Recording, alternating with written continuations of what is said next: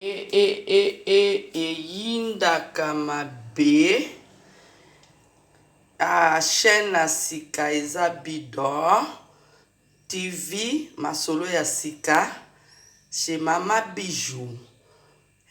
Ba fille nyonso a bien, ba mibali nyonso bolinga vraiment kosolola bien, pe kosamize bien, bo s'abonner c'est Mama Bijou dans chaîne na sika masolo ya sika.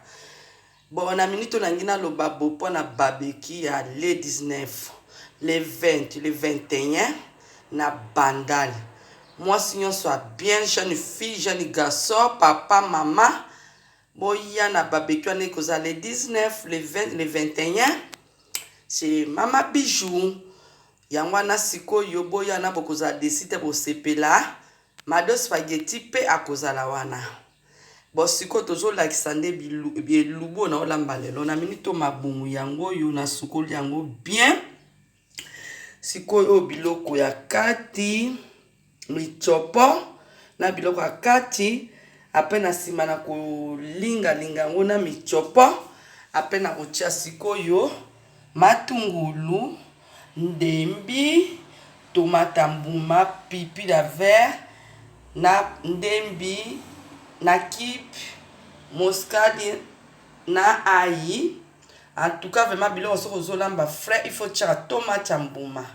Bon eloko ya video ya liboso yango nga nazo sano biloko yango nazo sasi na siko linga ba michopo na ngana mabumu nde mado spaghetti sikoyo akoleka akoloba yango tango na kosilisa avana bana kolamba yango nde na koloba yango to s'abonner na Bidor TV masolo ya sika chez Mama Bijou.